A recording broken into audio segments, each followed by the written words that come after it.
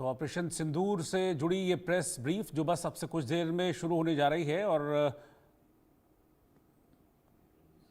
पूरी जानकारी अब ऑपरेशन सिंदूर की दी जाएगी। और ये देखिए, ये तस्वीरें इससे जुड़ी शायद चलने लगी।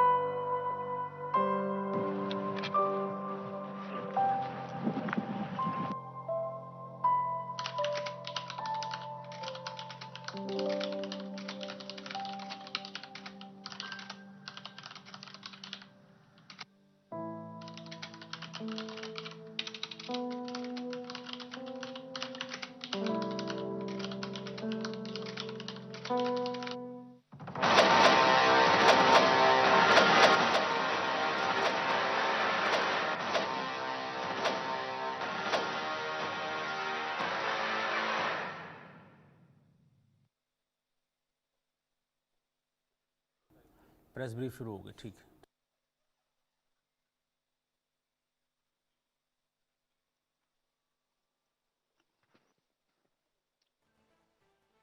इस ब्रीफिंग में शामिल होने के लिए आप सभी का धन्यवाद। जैसा कि आप सभी जानते हैं, 22 अप्रैल 2025 को लश्कर-ए-तैयबा से संबंधित पाकिस्तानी और पाकिस्तान प्रशिक्षित आतंकवादियों ने भारत में जम्मू और कश्मीर के पहलगाम में भारतीय पर्यटकों पर बर्बरतापूर्ण हमला किया। 25 भारतीयों और एक नेपाली नागरिक को कायरतापूर्ण मौत के घाट उतार दिया गया। मुंबई के 26 नवंबर 2008 के हमलों के बाद यह भारत में हुई किसी आतंकवादी हमले में मारे गए आम नागरिकों की संख्या की दृष्टि से सबसे गंभीर घटना है। पहलगाम का हमला अत्यधिक बर्बरतापूर्ण था, जिसमें वहां मौजूद लोगों को करीब से और उनके परिवारों के सामने सिर पर गोली मारी गई। हत्या के इस तरीके से परिवार के सदस्यों को जानबूझकर आघात पहुंचाया गया। साथ ही उन्हें यह नसीहत भी दी गई कि वे वापस जाकर इस संदेश को पहुंचा दें। यह हमला स्पष्ट रूप से जम्मू और कश्मीर में बहाल हो रही सामान्य स्थिति को बाधित करने के उद्देश्य से किया गया था।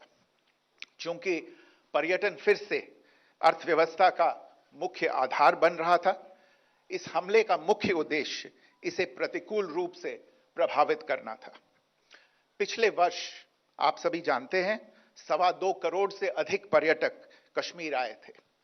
इस हमले का मुख्य उद्देश्य इसलिए संभवतः यह था कि इस संघ राज्य क्षेत्र में विकास और प्रगति को नुकसान पहुंचाकर इसे पिछड़ा बनाए रखा जाए और पाकिस्तान से लगातार होने वाले सीमा पार आतंकवाद के लिए उपजाऊ जमीन बनाने में सहायता की जाए। हमले का यह तरीका जम्मू और कश्मीर और शेष राष्ट्र दोनों में सांप्रदायिक दंगे भड़काने के उद्देश्य से भी प्रेरित था। इसका श्रेय सरकार और भारत के सभी नागरिकों को दिया जाना चाहिए कि इन प्रयासों को विफल कर दिया गया। एक समूह ने खुद को रेजिस्टेंस फ्रंट टीआरएफ कहते हुए इस हमले की जिम्मेदारी ली है। यह समूह संयुक्त राष्ट्र द्वारा प्रतिबंधित पाकिस्तानी आतंकवादी समूह लश्कर-ए-तैयबा से जुड़ा हुआ है। यह उल्लेखनीय है कि भारत ने मई और नवंबर 2024 में संयुक्त राष्ट्र की 1267 कमेटी की सैंक्शंस मॉनिटरिंग टीम को अर्धवार्षिक रिपोर्ट प्रस्तुत की थी, जिसमें टीआरएफ के बारे में साफ इनपुट दिए गए थे। इससे पाकिस्तान स्थित आतंकवादी समूहों के लिए कवर के रूप में टीआरएफ की भूमिका सामने आई थी। इससे पहले भी दिसंबर 2023 में भारत ने इस टीम को लश्कर-ए-तैयबा और जैश-ए-मोहम्मद के बारे में सूचित किया था, जो टीआरएफ जैसे छोटे आतंकवादी समूहों के माध्यम से अपनी गतिविधियों को संचालित कर रहे हैं। इस संबंध में 25 अप्रैल को यूएन सिक्योरिटी काउंसिल प्रेस वक्तव्य में टीआरएफ के संदर्भ को हटाने के लिए पाकिस्तान के दबाव पर भी ध्यान दिया जाना चाहिए। पहलगाम आतंकवादी हमले की जांच से पाकिस्तान के साथ आतंकवादियों के संपर्क उजागर हुए हैं। रेजिस्टेंस फ्रंट द्वारा किए गए दावे और लश्कर-ए-तैयबा से ज्ञात सोशल मीडिया हैंडल द्वारा इसको रीपोस्ट किया जाना इसकी पुष्टि करता है। चश्मदीद गवाहों और विभिन्न जांच एजेंसियों को उपलब्ध अन्य सूचनाओं के आधार पर हमलावरों की पहचान भी हुई है। हमारी इंटेलिजेंस ने इस टीम के योजनाकारों और उनके समर्थकों की जानकारी जुटाई है। इस हमले की रूपरेखा भारत में सीमा पार आतंकवाद को अंजाम देने के पाकिस्तान के लंबे ट्रैक रिकॉर्ड से भी जुड़ी हुई है, जिसके लिखित और स्पष्ट दस्तावेज उपलब्ध हैं। पाकिस्तान दुनिया भर में आतंकवादियों के लिए एक शरण स्थल के रूप में पहचान बना चुका है। यहां अंतर्राष्ट्रीय स्तर पर प्रतिबंधित आतंकवादी सजा पाने से बचे रहते हैं।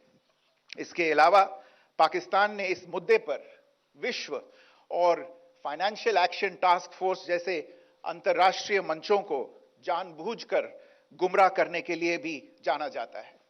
साजिद मीर का मामला, जिसमें इस आतंकवादी को पाकिस्तान ने मृत घोषित कर दिया था और फिर अंतर्राष्ट्रीय दबाव के परिणाम स्वरूप वो जीवित पाया गया, इसका सबसे स्पष्ट उदाहरण है।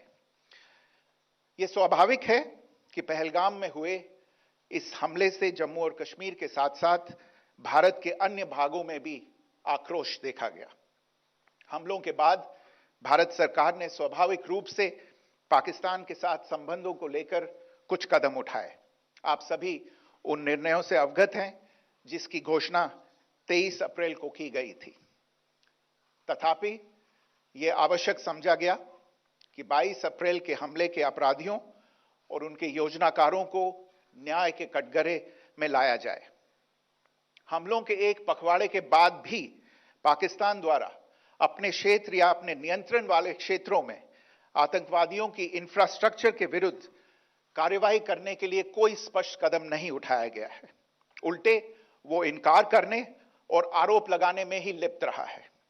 पाकिस्तान आधारित आतंकवादी मॉड्यूल्स पर हमारी खुफिया निगरानी ने संकेत दिया है कि भारत के विरुद्ध आगे भी हमले हो सकते हैं।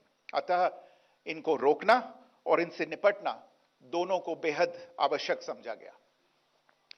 आज सुबह, जैसा कि आपको ज्ञात होगा, भारत ने इस तरह के सीमा पार हमलों का जवाब देने और उन्हें रोकने तथा उनका प्रतिरोध करने के अपने अधिकार का प्रयोग किया है। यह कार्यवाही नपीतुली, नॉन एस्केलेटरी, आनुपातिक और जिम्मेदारीपूर्ण है। यह आतंकवाद की इंफ्रास्ट्रक्चर को समाप्त करने और भारत में भेजे जाने वाले संभावित आतंकवादियों को अक्षम बनाने पर केंद्रित है।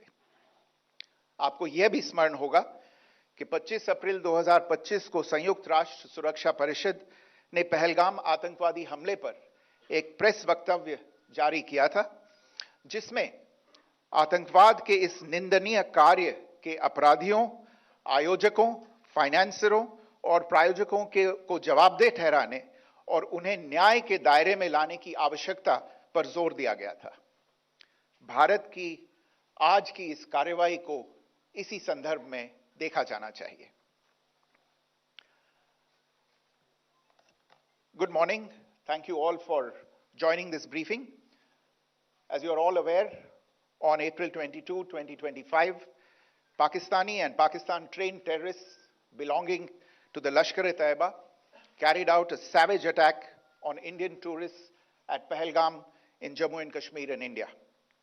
They murdered 26 people, including one national of Nepal, causing the largest number of civilian casualties in a terrorist attack in India since the 26 November 2008 attacks in Mumbai. The attack in Pahalgam was marked by extreme barbarity, with the victims mostly killed with headshots from close range and in front of their families. Family members were deliberately traumatized through the manner of the killing, accompanied by the exhortation that they should take back the message. The attack was clearly driven by the objective of undermining the normalcy returning to Jammu and Kashmir.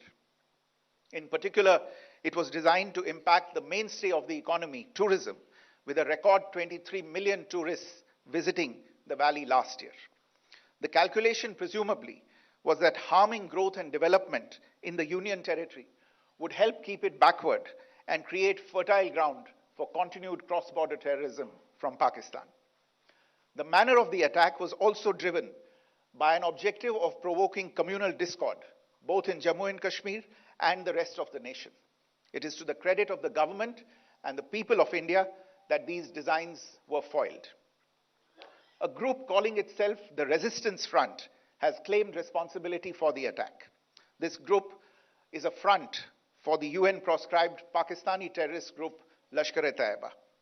It is notable that India had given inputs about the TRF in the half-yearly report to the monitoring team of the UN's 1267 Sanctions Committee in May and November 2024, bringing out its role as a cover for Pakistan-based terrorist groups.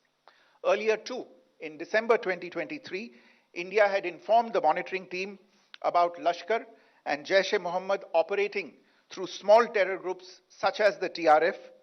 Pakistan's pressure to remove references to TRF in the April 25 UN Security Council press statement is notable in this regard. Investigations into the Pahalgam terror attack have brought out the communication notes of terrorists in and to Pakistan. The claims made by the Resistance Front and their reposting by known social media handles of the Lashkar-e-Taiba speak for themselves. Identification of the attackers based on eyewitness accounts as well as other information available to law enforcement agencies has also progressed. Our intelligence has developed an accurate picture of the planners and backers of this team. The features of this attack also tie in with Pakistan's long track record of perpetrating cross-border terror in India, which is well documented and beyond question.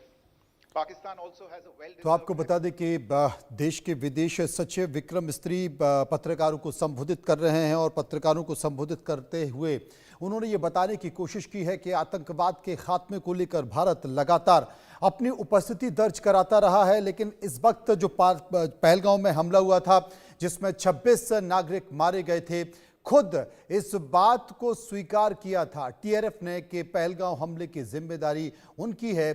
और आज operation सिंदूर जो कि भारत की सरकार, भारत की सेनाओं द्वारा चलाया गया, जिसमें पहलगांव के हमले का बदला लिया गया, भारत की मां बहनों पर संकेत साफ है कि भारत की मां बहनों के सिंदूर पर हाथ अगर डालोगे तो भारत छोड़ेगा नहीं, और उसका जवाब भी दिया गया है। साफ तौर पर यह बताने की कोशिश की है, लेकिन बहुत सारे संकेत भी निकल कर आ रहे। इस बीच खबर यह भी है कि कश्मीर के पंपोर में जो फाइटर जेट गिरा है वो पाकिस्तान का है। पूर्व आईएएफ अफसर बोले हैं कि JF-17 हो सकता है। रामबन अखनूर बठिंडा में भी जेट क्रैश हुआ है। तमाम इस तरह के अपडेट भी निकल कर आ रहे हैं, लेकिन एक खास बात जो आपको बता दें कि भारत के विदेश सचिव ने यह साफ कर दिया है कि भारत इस तरह का हमला कभी भी, आतंकवादी जो हमला वो बर्दाश्त नहीं करेगा। और कई बार ये कोशिश की गई, लेकिन पाकिस्तान ने कभी भी अपने आतंकवादी ठिकानों को, उनके जगहों को नहीं ध्वस्त किया, बल्कि वो अंतर्राष्ट्रीय मंचों पर बार बार ये कहता रहा कि आतंकवाद से उसका कोई लेना देना नहीं, जबकि साफ तौर पर दिखाई है। कल तलदा जो कि हाफिज सईद का बेटा था, उसने खुद कहा कि भारत की सरकार, देश के प्रधानमंत्री नरेंद्र मोदी मेरे पिता को निशाना बनाना चाहते हैं। इस बात के संकेत तलदाने दिए थे और कहा था लेकिन मेरे पिता को पाकिस्तान की सेना ने सुरक्षित जगह पर पहुंचा दिया है। यानी कि बार बार इस बात का जिक्र पाकिस्तान करता रहा है। पाकिस्तान की सेना आतंकवादी और आतंकवादी ठिकानों की रक्षा करती रही है। इस बात के सबूत साफ हैं और उन्हीं सबूतों को चिन्हित कर कर भारत ने निशाना बनाया, सटीक निशाना इसे कह सकते हैं मयंक चौबे साहब, कि एकदम 100 में से 100 नंबर दिए जाए। बिल्कुल, मैं तो 100 में से 101 नंबर देना चाहूंगा जी, क्योंकि ऐसा था, न सिर्फ दुश्मन लेकिन हमें भी इसकी भनक नहीं हुई। हम भी तैयारी करते रहे कि कल जो है मॉक ड्रिल होने वाली है, चलिए मॉक ड्रिल की तैयारी करते हैं, क्या क्या किया जाएगा वो देखेंगे। उस पर हम चर्चा में व्यस्त रहे, आराम से रात को चैन की नींद सोए। लेकिन दुश्मन जो था वो गफलत की नींद में चला गया था और भारत ने माकूल समय देखा और दुश्मन पर करारा प्रहार किया। संजीव सिरोही साहब भी मेरे साथ मौजूद हैं। संजीव सिरोही साहब, तनाव अभी भी कम नहीं हुआ है, भारत ने मुंहतोड़ जवाब तो दे दिया है और सबसे जो खास बात है सबसे खास बात है कि विक्रम मिश्री ने सबसे पहले संबोधित किया, लेकिन इस बीच विस्तार से ये प्रेस कॉन्फ्रेंस भी बताने की कोशिश की जा रही है और खास बात है कि जो ब्रीफिंग है उसमें 2 यंग वुमेन ऑफिसर्स ब्रीफ करेंगी वर्ल्ड मीडिया को, कर्नल सोफिया कुरैशी और विंग कमांडर व्योमिका सिंह। सुनिए। और सज्जनों, मैं कर्नल सोफिया कुरैशी और मेरे साथ विंग कमांडर व्योमिका सिंह आज आपको 6 से 7 मई 2025 की रात 1:05 से 1:30 बजे के बीच भारतीय सशस्त्र बलों द्वारा अंजाम दिए गए ऑपरेशन सिंदूर के बारे में जानकारी देंगे। ऑपरेशन सिंदूर 22 अप्रैल को पहलगाम में हुए विभत्स आतंकवादी हमले के शिकार मासूम नागरिकों व उनके परिवारों को न्याय देने के लिए लॉन्च किया गया था। इस कार्रवाई में 9 टेररिस्ट कैंप्स को टारगेट किया गया और पूरी तरह से इसे बर्बाद किया गया। पाकिस्तान में पिछले 3 दशकों से टेरर इंफ्रास्ट्रक्चर का निर्माण हो रहा है। इसमें recruitment, indoctrination centres, training areas व लॉन्च पैड शामिल थे, जो पाकिस्तान और पाक अधिकृत जम्मू कश्मीर POJK दोनों में फैले हैं। Operation Sindoor was launched by Indian Armed Forces to deliver justice to the victims of Pahalgam terror attack and their families. 9 terrorist camps were targeted and successfully destroyed. Over the last 3 decades, Pakistan has systematically built terror infrastructure. It is a complex web of recruitment and indoctrination centers, training areas for initial and refresher courses, and launch pads for handlers. These camps are located both in Pakistan as well as Pakistan-occupied Jammu and Kashmir areas. Some of the well-known training camps are located, as you can see on the screen. They are distributed from Savai Nala in the north, counting to approximately 21, ending at Bhagalpur to the south. इन लक्ष्यों का चयन विश्वसनीय intelligence सूचनाओं के आधार पर हुआ ताकि आतंक गतिविधियों की रीढ़ तोड़ी जा सके और यह खास ध्यान दिया गया कि निर्दोष नागरिकों और सिविलियन इंस्टॉलेशन को नुकसान न पहुंचे। The selection of these targets for Operation Sindoor was based on credible intelligence inputs and role of these facilities in perpetrating the terror activities. The locations were so selected to avoid damage to civilian infrastructures and loss of any civilian lives. This was done with due diligence, and the camps selected for targeting and their engagement will now be shown to you one by one. POJK के target मैं आपको बताना चाहूंगी। सबसे पहले सवाई नाला camp Muzaffarabad, जो कि POJK के लाइन ऑफ कंट्रोल से 30 किलोमीटर दूर है। यह एक लश्कर तौयबा का ट्रेनिंग सेंटर था। 20 अक्टूबर 2024 सोनमर्ग, 24 अक्टूबर 24 गुलमर्ग, 22 अप्रैल 2025 पहलगाम, इन हमलों के आतंकियों ने यहीं से प्रशिक्षण लिया था। सैयदना बिलाल कैंप मुजफ्फराबाद, यह एक जैश ए मोहम्मद का स्टेजिंग एरिया है। यह हथियार, विस्फोटक और जंगल सर्वाइवल ट्रेनिंग का केंद्र भी था। गुलपुर कैंप कोटली, यह एलओसी से 30 किलोमीटर दूर था। लश्कर ए तोयबा का बेस था जो रजौरी, पुंछ में सक्रिय था। 20 अप्रैल 2023 को पुंछ में और 9 जून 2024 को तीर्थ यात्रियों के बस हमले में यहीं से आतंकी को ट्रेन किया गया था।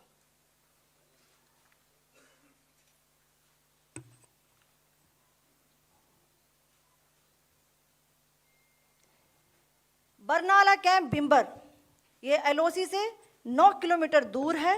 यहाँ पर हथियार, हैंडलिंग, आईईडी व जंगल सर्वाइवल का प्रशिक्षण केंद्र था। अब्बास कैंप कोटली,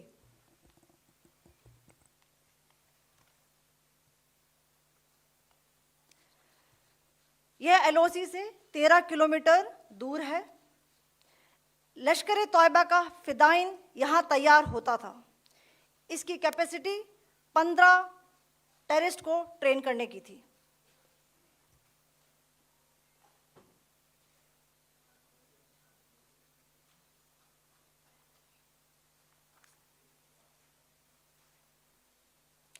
अब मैं पाकिस्तान के अंदर के टारगेट से अवगत कराना चाहूंगी। पहला, सर्जल कैंप सियालकोट। यह अंतर्राष्ट्रीय सीमा से 6 किलोमीटर की दूरी पर है, सांबा कठवा के सामने।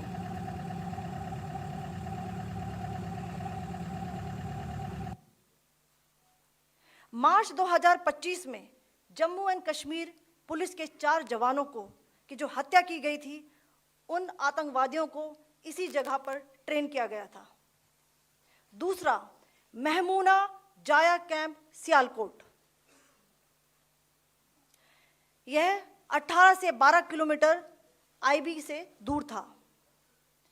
हिजबुल मुजाहिदीन का बहुत बड़ा कैंप था। यह कठुआ जम्मू क्षेत्र में आतंक फैलाने का नियंत्रण केंद्र था। पठानकोट एयरफोर्स बेस पर किया गया हमला भी इसी कैंप से प्लान और डायरेक्ट किया गया था। मरकज ताइबा मुरीद के, यह आईबी से 18 से 25 किलोमीटर दूरी पर है। 2008 के मुंबई हमले के आतंकी भी यहीं से प्रशिक्षित हुए थे। अजमल कसब व डेविड हेडली भी यहां ट्रेन हुए थे।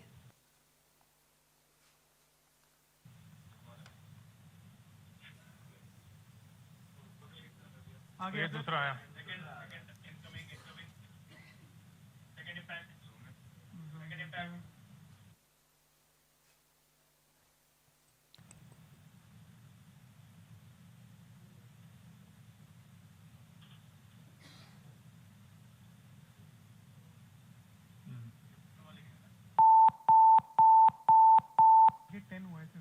टारगेट 10 हुआ, एंक्लोजर सेम ही है।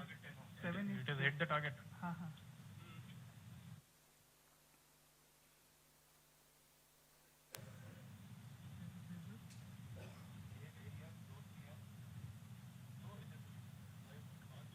आ गया सर, इम्पैक्ट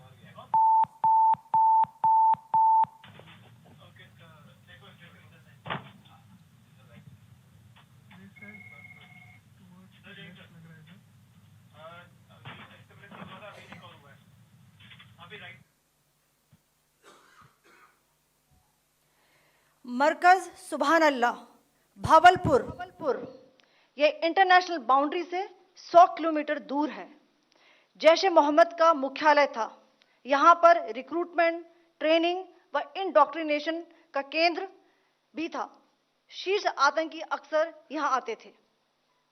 मैं आप सबको बताना चाहती हूँ कि किसी भी सैन्य ठिकाने का निशाना नहीं बनाया गया और अभी तक किसी तरह की नागरिक क्षति की रिपोर्ट नहीं है।